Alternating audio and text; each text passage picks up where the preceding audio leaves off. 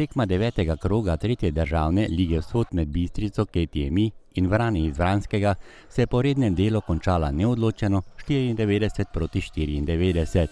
V 5-minutnem podaljšku pa so na to tekmo s prednostjo 6 točk 106 proti 100 dobili domači košarkarji in tako slavili pomembno zmago. Res zelo zanimiva tekma. Najprej bi seveda čestital svojim fantom za pristop, za borbo in tista fraza, da damo vse od sebe, je danes bila dejansko resnična. Res so se borili kljub boleznim, poškodbam in tako naprej in na koncu nam je košarka vrnila. Vrani so nudili dober odpor skozi celoten potek obračuna. Imeli so 8 sekund pred koncem rednega dela prednost 3 točk in nato še v podaljšku povedli za 6. Vendar je bilo na koncu premalo za uspeh v Slovenski Bistrici. Že druga letošnja tekma, da smo izgubili po podaljšku, sploh po takem začetku, ko smo se držali točen trenerjevih navodil, smo delali točno to, kar je on rekel, povedal za 14 točk, potem pa en mrk, predvsem v obrambi. Skozi celoten potek srečanja sta obe zasedbi leteli na krilih dveh najboljših strelcev. 35 točk sta dosegla Primož Bizjak za goste in Žiga Gajster za gostitelje. Ja, mislim, da smo z ekipo zborbali, pa ja, se je vse poklopilo, tako da se mi zdi, da smo si zaslužili to zmago. Prvih 10 minut igre je pripadel gostujoči zasedbi in to z rezultatom 22 proti 25. V tem delu igre je koš domačih pridno s trojkami polnil Mitar Petrovič. Vrani so vodili že za 14 točk in to pri rezultatu 6 proti 20. Za nadaljevanje razvoja tekme pa je bila pomembna tudi trojka domačih, zadel je Žiga Gajster. Ja, meni veliko pomeni, sploh še več pomeni za ekipo. V drugi četrtini tekme zastrašujoča serija Bizjaka. V prvih 5 minutah je dosegel kar 14 točk. Priključek domači pa mu je s polovico manj koši držal razpoloženi Gajster.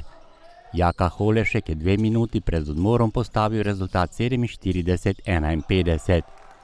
2 točke je dodal še Toplišek. Gostje pa so s trojko Novaka na odmor odšli s prednostjo 7 točk 49-56. Ja, tekmo smo začeli nizko energetsko, žal šuti niso stekli, potem pa smo se pobrali s pomočjo energije na klopi. Začetek drugega polčasa in povsem nova zgodba domače zasedbe. Kapetan Bistrice Jaka Pešak po 5 minutah igre s trojko svojo ekipo pelje v vodstvo 60 proti 58. Holešek je nato s trojko domačim prigral prednost 9 točk 73 proti 64. Toplišek pa postavlja rezultat in to po 3 četrtinah 76 proti 70 za gostitelje. Ja, res je, začetek tretje četrtine je bila neka kriza v napadu.